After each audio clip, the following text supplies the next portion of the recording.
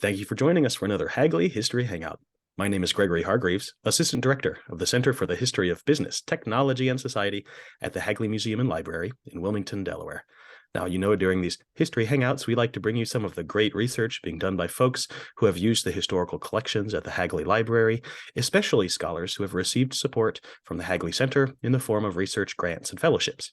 Now, one such scholar joins me today.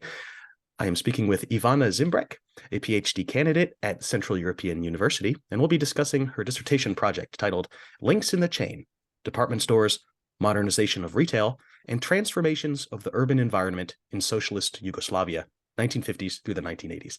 Ivana, thanks for joining me today. Thanks for inviting me. Oh, absolutely. You're welcome. Let's start by painting with broad strokes.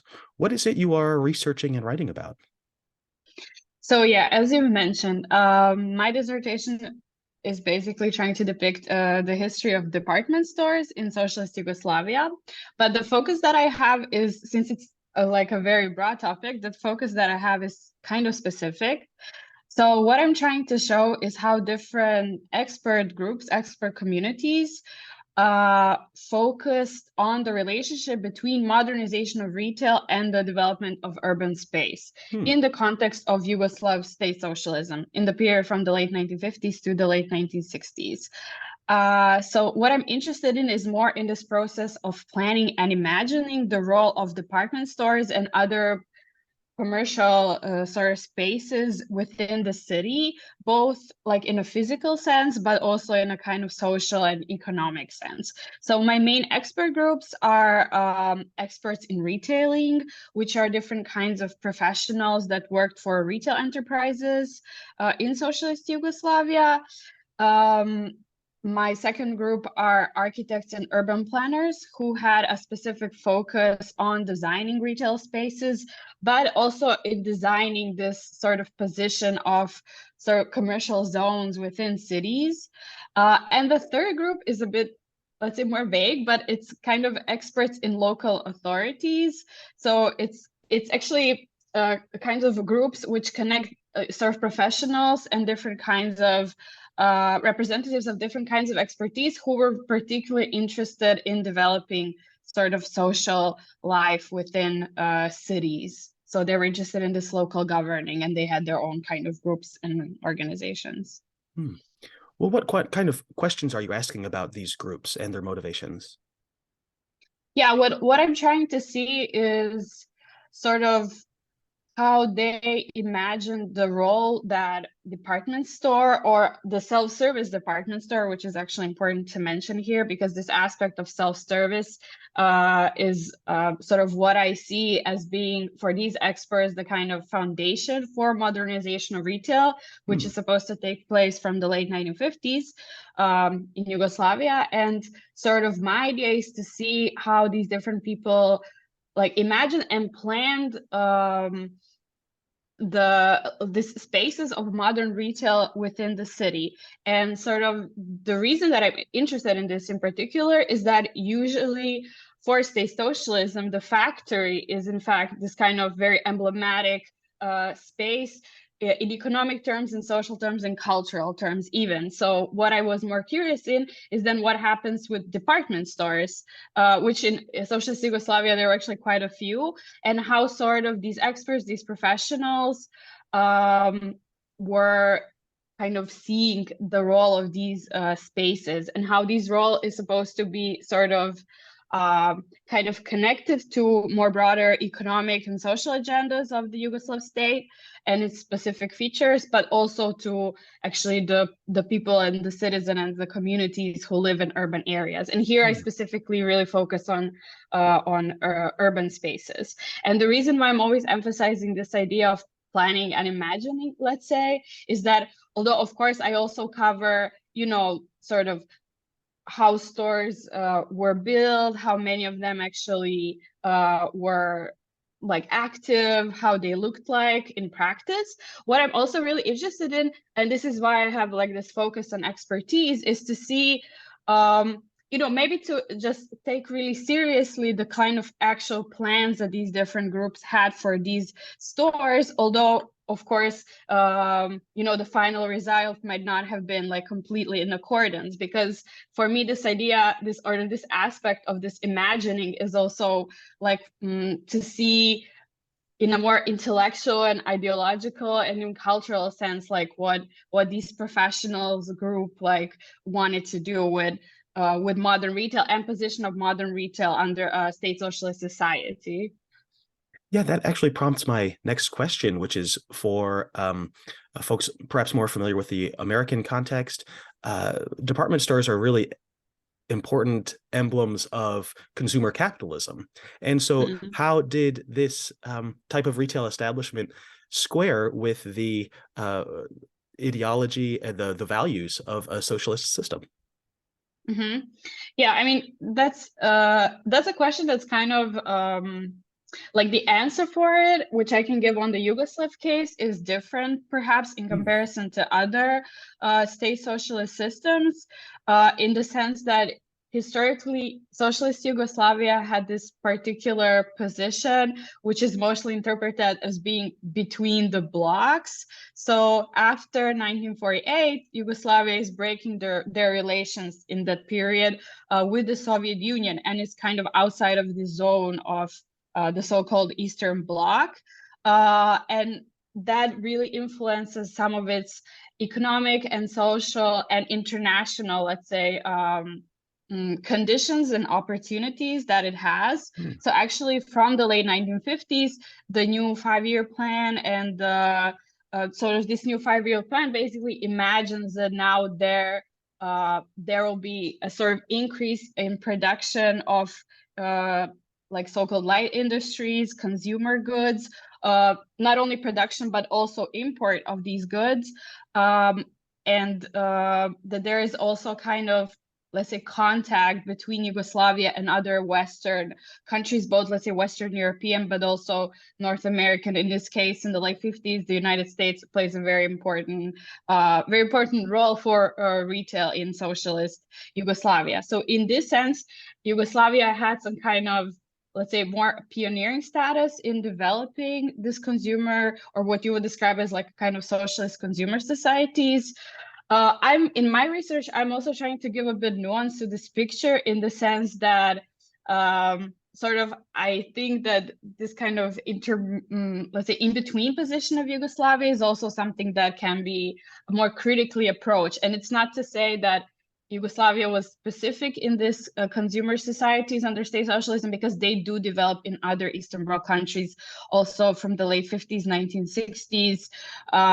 You have cases of Hungary and former Czechoslovakia, the GDR, etc. So they also have their own examples of retail spaces, of supermarkets, of department stores. But let's say Yugoslavia is one of the countries that initially has been following this and developing this kind of trajectory, and which also develops in a more, let's say, like expanded version, not just in terms of like number of the retail spaces, here supermarkets, department stores, but also in the number and the diversity of goods and their basic availability.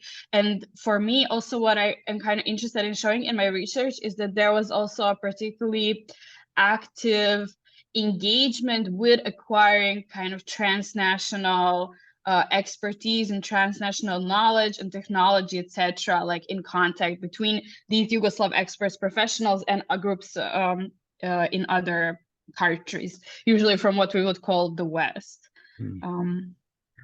Well, that's just a fascinating story, and it sounds to me like you've put your finger right on something very interesting. So Yugoslavia is sort of this third path between the two blocks, as you say, and then you've put your finger on these retail spaces as specific locations where you can examine some of this this overlap and sort of mingling of systems. I think that's a really great project. Could you maybe pick out one of these experts and explain their vision, how they were imagining a retail space in state socialist third way Yugoslavia? Yeah, for sure. I mean, I think there are sort of different ways to show this, and I think some of them overlap. One thing that is, for example, interesting is actually the introduction of the self-service system itself, which is kind of like the argument as the sort of pinnacle of how a modern retailing system should look like. And this is very important for these Yugoslav experts in the late 1950s, because actually, as I've mentioned, so the economic program is advocating for a kind of production, import of consumer goods, but also to increase the purchasing power of Yugoslav citizens, to increase the living standard. And for all of this, you would need to have not just a kind of developed system of production and import, but also a developed system of retailing and kind of very expanded retailing networks. However, in the late 1950s, this is something that still actually doesn't really exist. And what happens is that the retailing systems that were still kind of the most common ones were those actually sort of descending from the period before the Second World War. So this kind of, traditional retailing system where you sort of go into a store and you have to ask for products from the salesperson. And of course, in this period, this is deemed to be something sort of not economic, not efficient enough. And instead, there is a kind of familiarity with the self-service system, the so-called supermarket system. And this is something that the Yugoslavs want to develop and sort of introduce either into existing retail spaces or build through new retail spaces, both supermarkets and department stores. And I think department stores here play an important role for them because they were seen as a kind of the most economically viable retailing spaces, because sort of in this Yugoslav perception, for them, the department store would always include a supermarket. So it would include usually on the ground floor a place for selling groceries and these kind of everyday products. And then if it had more floors, these would also sell other types of consumer goods like clothing, books, appliances, etc., etc. But for them, the department stores always includes a supermarket. And because it sort of can encompass, as they say, all of these different goods under one roof, it's much more economically efficient to build it in new neighborhoods. And this is something that's also interesting here because this urbanization process is very rapid in this period from the early 1950s. So the cities are growing, both the capital cities and some like other smaller towns. And sort of you have these new neighborhoods and you need to build like retail spaces for these neighborhoods, and the department store is this kind of considered to be this most efficient space because it will just have everything in one building and you don't need to have smaller shops. And since you're building a completely new area, then you can also afford to have a particular zone devoted to this department store, unlike, for example, in existing city space, which is already there from the 19th century. So you cannot actually build a new large or any kind of new bigger department store building unless it already exists. So basically this introduction of the self-service system was something that was very important. And here actually the Americans, so the US plays a really important role. And it's that basically sort of in the mid-1950s, there is a kind of I think like a sort of conference in Zagreb about modernization of retail, and there's a sort of delegation from the US, and they speak about the self-service stores, so the supermarkets, which are these really like American inventions, a sort of like a retailing model and technology that you can really sort of trace its origin, and it's definitely in the United States. And sort of one store manager or director who was there, he's inspired by the story, and he actually in 1956 sort of opens the first supermarket in Yugoslavia. And this, I think, very uniquely happens in a very small town in today's northern Croatia. And he actually does everything, sort of the people who work in the store, they have to do everything by themselves because there is no technology, no equipment is being produced in Yugoslavia. And it's a kind of, let's say, like an experimental example of how they actually are inspired to introduce the self-service system. But in a more, let's say, in a more formal, less experimental way, I think the crucial event was the the American exhibition at the Zagreb Fair in 1957, which was, a whole part of this kind of US campaigns and international trade fairs, which had this very sort of, promotional aspect of how to promote the US capitalism against any kind of communist tendencies. And as I mentioned, Yugoslavia had a very specific role here because as being outside of the Eastern Bloc, it was very interesting for the US, which I think imagined Yugoslavia as a kind of potential Trojan horse that sort of they would influence them, and maybe this could sort of spread also into other communist or say socialist countries. So basically in 1957 at the Zagreb Fair, which was the most important Yugoslav kind of trade fair, the one exhibit in the American pavilion was the supermarket, and it was like a very large, I think 9,000 square meters, like fully equipped supermarket. It had all the technology important for the United States. It also had all produce important from the United States, because I think as Shane Hamilton, who writes about this, shows very well that actually the produce that you would also need to be sold in the store also kind of didn't exist in Yugoslavia in this sense. So it's not even just about, the space, the expertise, the technology, the equipment, it's also like this produce. So they had to actually import everything. And for the US, it's this kind of major propaganda like campaign, but at the same, the Yugoslav authorities are very supportive of it because they also see a very clear, I think, like economic advantage for them that after the US leaves, they basically take the whole store, they take all the equipment, and the store is rebuilt 1 year later in Belgrade. So they here kind of take over this, whole system in order to kind of sort of benefit it. And at the same time, like the Yugoslav authorities are also convinced, and they kind of propose a plan to continue building this kind of supermarkets in Yugoslavia in the late 60s. And here, I think also when it comes to the issue of expertise and how the experts were interpreting this, I think from the sources that I've seen, it's sort of very clear that the Yugoslav authorities are never denying that the self-service system is something particularly American. So it's, they're aware of its history, that it originates from the United States, et cetera, but I think they see it as somehow, I think for them, it's kind of seen as a sort of model which doesn't inherently have to be capitalist, but rather it's a kind of retailing system which is really efficient, really rational. So it uses this kind of discourse, and it's something that, according to them, would work really well under state socialism as well. Because under state socialism, or under Yugoslav state socialism in particular, you have like a focus on this rationalization of labor, on, for example, like having these bigger retail enterprises or department store chains, which could then plan the expansion of the store. So in their eyes, they're kind of seeing this technology as something that exists under capitalism, but it should be interesting for them under state socialism. And actually it could work perhaps even better because just the state socialist economy, or the kind of that they had, was sort of in their eyes a better system obviously than capitalism, and therefore this retailing, very like rational retailing technology would work better. So this is a kind of like something that they've like seen about the stores.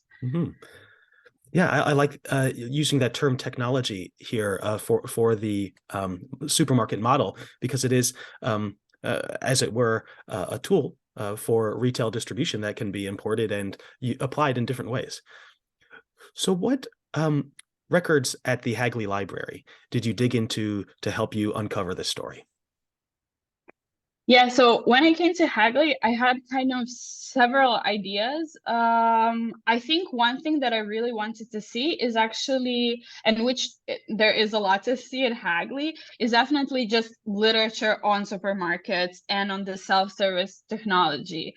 Because I sort of was able to find, let's say, Yugoslav sources on the topic, because as I mentioned, I'm interested in experts. And for me, what I also want to show is that these late 50s are not just a period of like, it's not just that you have these first supermarkets or department stores emerging, but at the same time, you also have the emergence of expert knowledge on the topic, which just didn't exist before. So it's not only that they need to like import technology or import equipment, but they also need to start developing like their own expertise. So for example, like the Chamber of Commerce, they start in the early 60s, they start publishing like small booklets, which are explaining like what is self-service, what are supermarkets, what is self-service department stores.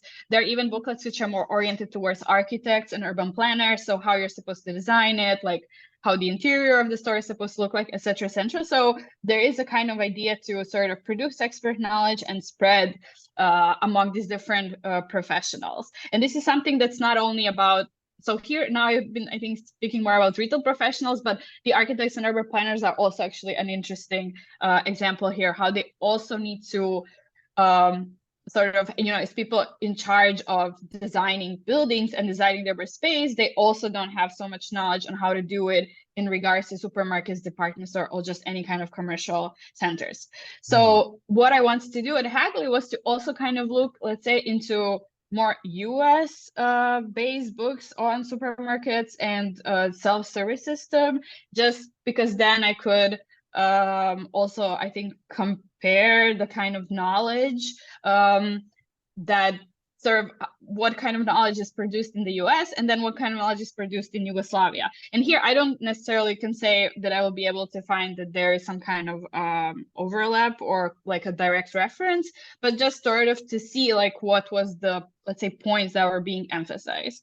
So that was one of my ideas, and I have find like several sort of books about it. The other topic that I was interested in, obviously, is this more, let's say, international context between the US and Yugoslavia during the Cold War. So during this period of the 1950s. And I was interested in trying to see whether I would find sources that could help me paint both like a broader picture and maybe a more specific picture in relation to the to this exhibition at the American Pavilion at the Zagreb Fair. So the exhibition itself, I mean, all the documents are held in the National Archives in Washington, D.C. So those I went to see there. But at Hagley, I think what was interesting is that, I mean, first of all, there was also a lot of literature and some additional, let's say, material on this whole idea of international trade fairs and the U.S. involvement. And then I've also looked into some other files, for example, of the U.S. Chamber of Commerce, of the Foreign Trade Council, of the National Association of Manufacturers, to see how kind of, like, what kind of agendas that they had in relation to, like, this establishment and expansion of, like, state socialist countries, actually.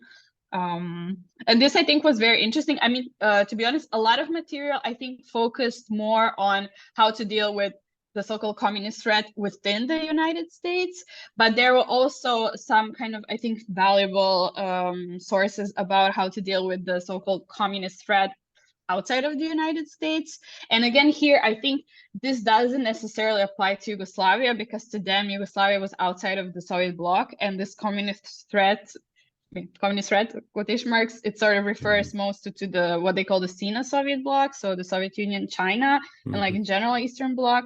So Yugoslavia wouldn't necessarily fit here, but it was still interesting to find some kind of sources that speak about this. And for me, I think what's kind of like what I found out interesting to think about maybe or what I've sort of started thinking more when I saw these US sources was basically this relationship between having a kind of sort of that there's this like economic dimension in this fight against communism for the United States.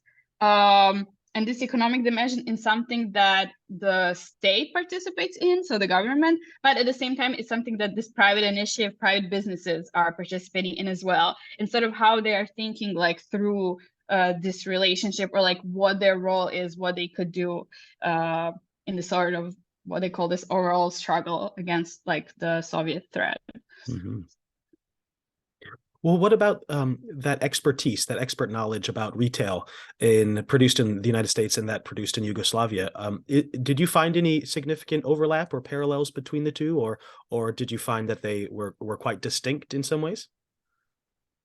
Yeah, I mean, I think actually that like in a kind of foundational way that obviously there is an overlap in the sense that, and I think this is something that I've sort of tried to explain before also for this idea of why I focus on planning and imagining, is that, you know, when it comes to like description of the retailing system of self-service, when it comes to description of the architecture of these buildings, which fits into like in general how architecture, like this architectural styles in sort of like Western architectural styles in the 1950s, early 1960s, interior stores, the equipment itself. So there is actually kind of no particular difference. I mean, in this material aspects of the technology, its equipment, and also of the labor process, there is not really a difference in itself. Sort of what the main claim is that whatever this model, what this model looks like, it should be adapted into the local conditions. And what this means is that, on the other hand, the economic conditions, so what their possibilities are into actually take these models. And here I think one relationship which is also important, maybe in a more concrete sense, was the relationship between retail professionals in Yugoslavia and in West Germany. Because although this knowledge about self-service definitely comes from the US, and from the US it also appears in West Germany, when it came to like some really concrete business models and systems, they actually had a direct contact with department stores and professionals in West Germany, and they would visit them on business trips, etc. So this is perhaps a bit more like on the ground relationship. So they were aware that actually, I mean, they felt that, yeah, these countries actually have much more developed all of these systems, and we should learn from them, but we should also be conscious that we have some kind of differences, like economic material differences, and we need to adapt these systems. What I think, and this is again where this aspect of imagining comes into play, is this interpretation of what actually the role of these stores in general is supposed to be. So I mean, what they always emphasize is that the role is not necessarily like profit making, but it's to kind of, let's say, provide Yugoslav citizens with this variety of goods that they will be able to purchase in a very sort of rational, in a very clean, very hygienic way, in a very what they call a cultural way. And this will both like increase the standard of everyday living for Yugoslav citizens, but then it will also somehow increase the quality of everyday life in general in urban and also later in rural spaces. And this kind of what's described as a kind of cultural level within the society, because obviously all these like very rational, very efficient technology, very clean sort of ways of purchasing, that no one is wasting their time and they can get what they want. And sometimes they even, I mean, what I found was very funny, they even emphasized the fact that in the self-service store, you don't actually need to communicate with anyone too much either. You can just buy your things and leave. And this is also psychologically good for some people. So they're really taking all of these different, I think, aspects into consideration. But yeah, the main idea is always, it's not about profit making, it's about something else. And I mean, of course, we can interpret this as, yes, well, this is something that communists would say, but for me, it's like important to sort of take it all as like, to take it all seriously and to be like really interested in how they are sort of seeing their role also as experts who are part of this system, and who actually all the time themselves need to fight for the status of retail and retailing within the economic system, which is still always like privileging production and sort of factories and enterprises rather than retailing. What's the narrative trajectory over the 3 or 4 decades that you're looking at? We've focused mostly on the 50s into the 1960s here. What about the 70s into the 80s? Yeah, this is something that I'm still also thinking about, and still I still have to think how I will deal with this topic with the sources. The thing is that the 50s and the 60s have much more sources, I think, exactly because these are the periods where all of these things appear for the first time.